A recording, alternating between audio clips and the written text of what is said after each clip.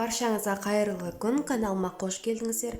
Бүгін сіздермен ең дәмді лечо салатының рецептімен бөлісетін боламын. Видеоны қарамас бұрын каналыма тіркелуді ұмытпаңыз. Ең алдымен пиязымызды қуырып алатын боламыз. Пияздың барлығын турап дайындаймыз. Келесіде сәбізді осылай жұқа қылып тураймыз.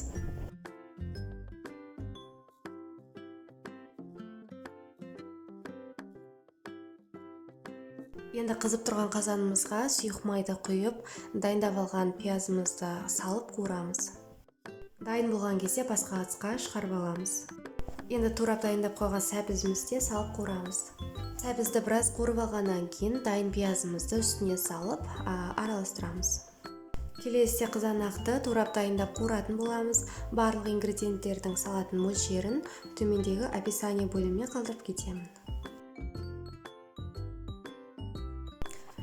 Енді тәтті қызыл бұрыш пен ащы бұрышты дайындайтын боламын. Барлығын төрт бұрышты ғып, әдемі ғып тураймыз.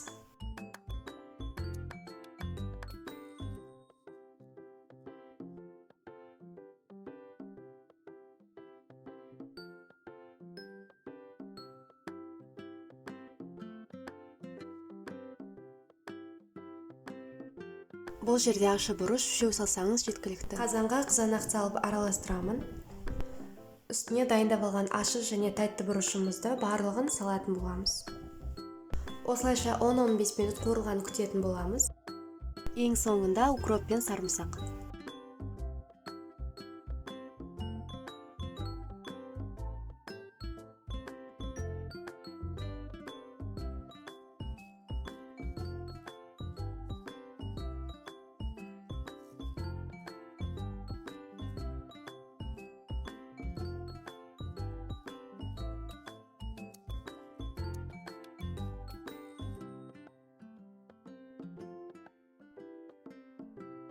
Салатымызды жақсылап араластырып, дәміне қарай тұз, қант себемін.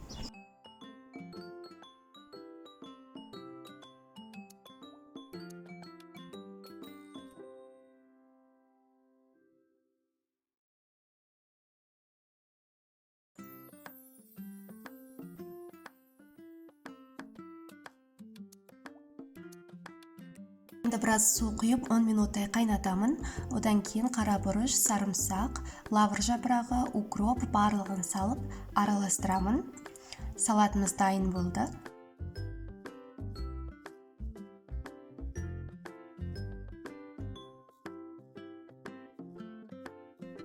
Укроп пен лавр жапырағын көз мөлшерімен салатын боламын. Мінекей достар, дайын болған салатымызды алдын ала стерилизация жасалған банкілерімізге барлығын құйып жабатын боламыз. Салатымыз өте дәмді болып шығады. Міндетті түрде осы рецептпен жасап көріңіз және пікір қалдыруды ұмытпаңыз. Егер де видео ұнаса лайк басып, келесі видеоларымды өткізіп алмау үшін қоңырау жағын басып қоюды ұмытпаңыз. Сау болыңыздар.